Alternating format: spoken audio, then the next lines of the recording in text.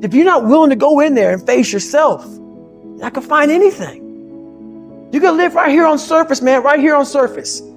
So if there is an ending to this world and there is somewhere to go and there's a judgment, you're gonna get there and you might see a chart. And that chart may tell you who the fuck you should have been. And now you get the rest of your life to think about that. Man, I could have lived a much better life if I just would have just suffered a little bit more. If I just would have went in that and realized I had so much more. But fear and the 40% and living here versus living here, being afraid, stop me. Your biggest enemy, the most important conversation you will ever have in your life is the one you have with yourself. You wake up with it, you walk around with it, you go to bed with it. Eventually, you're going to act on it, whether it's good or bad. You have to. That's why the whole thing about this book I have, it's about you. It is about you. It's strictly about you finding who you are. So many people die, live 100 years, never fucking know who they are. Never know who they are. You have to look in that mirror and know there's so much more in here, man. Because I can literally right now be a 300-pound guy spraying for cockroaches still to this day if I did not look in that mirror and say, there has to be more to this. This can't be it. And then willing to go into it, dive deep into it, and give all I have to find it. So that's what all that's about. Let's say there's 10 people in this room, and we're all mediocre. But I'm the best of the mediocre people. I now think I'm great.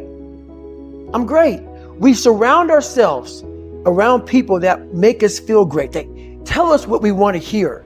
The second we put ourselves amongst the uncommon people, we don't like that feeling, that challenging feeling of that person who's waking up at 3:30 in the morning and says, hey, push, we're going for a run. We don't like that challenge. We like that person who says, hey, you know what, man, I don't feel good today, man. And they say, oh, it's okay, brother. Take a day off, man, we'll get a pizza and watch the game. We like that. We love that feeling. Why? Because you understand, man, we're good, bro. We don't want that motherfuckers like this. Hey, man, no, bro. Get your fucking shit on, man. Stop being a punk. We don't want that in our lives. We don't want that person who's constantly challenging our weaknesses. We want that person who's constantly, making us feel nice and good and secure in ours. That's the mediocrity of life. We want to be the best amongst the average people.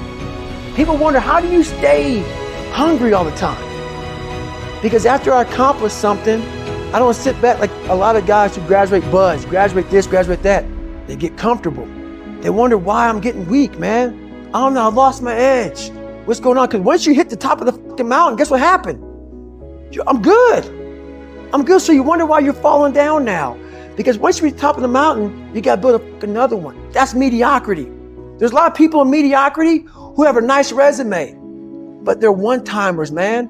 They hit a one-time deal. They busted it open, got a lot of money, but they're good. You're mediocre now, man. What are you fucking doing today, tomorrow, the next fucking day? That's why I don't listen to theorists. I don't listen to all that bullshit. I listen to a motherfucker who's like this, man. What's wrong, man? I'm fucking tired, dude. Why are you tired? Because tomorrow, I gotta do the fucking shit again, man. Whatever this shit is that made me fucking nauseous and sick to my stomach, it made me hurt. There's no ending.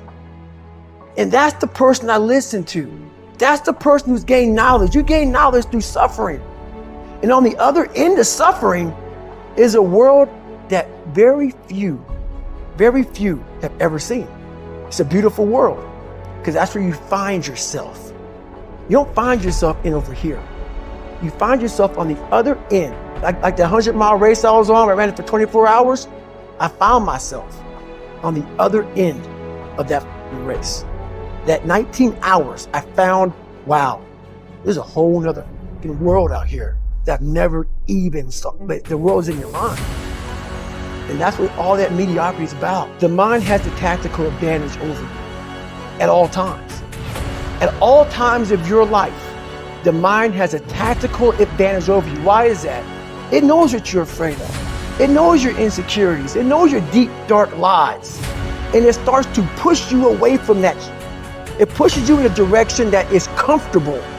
The mind controls everything. So what I realized was that when I was growing up and I was 300 pounds and I got all fat and I got all insecure, I realized that my mind kept taking me in this direction. When things got uncomfortable for me, when I was facing my insecurities, when I was facing my fears, my mind said, oh no, we have the tactical advantage. We need to get you, separate you from this feeling over here. Life's all about feelings. We want the happy feeling. We don't want that feeling of this sucks. If in that moment, you can answer those questions and you are now in charge of your brain versus your brain ruling you, that's where all that stuff comes from. So the 40% rule is all of that. You get to 40%, your brain says, we're done. Let's roll, man. This is starting to get painful. This is uncomfortable. So you sit down. You have to figure out ways, and everybody's different. That's how the book kind of talks about, like we all have these things about, 5 steps to this and 4 steps to this. It's not more than that. That's all bullshit. It's a practice that you have. It's a habit. So if you know that at 40% I'm feeling pain. At 40% I'm feeling pain. That's where the 40% rule kicks in. Now it starts. Okay, I'm feeling pain. My mind's saying all this to me. It's saying get out of here, run, flee. The fight or flight kicks in. Okay, we're done. We're not good enough. It starts telling you all these things. You start to believe it because the mind controls all. This is the time where you have to gain control back of your mind. It's okay. Let me see if I can go 45%. And once you start giving yourself more and more hope and start realizing, okay, the mind starts to be, okay, what are you doing? We're supposed to be going right and you're going left. You start then controlling your mind. Start finding more in yourself. And then it goes from 40% to a lot further than that. But that's the start of it though. Get to the spot where your mind is saying stop. Whatever that is, you gotta get there first. And then that's when that starts to work for you. You gotta control yourself in that moment.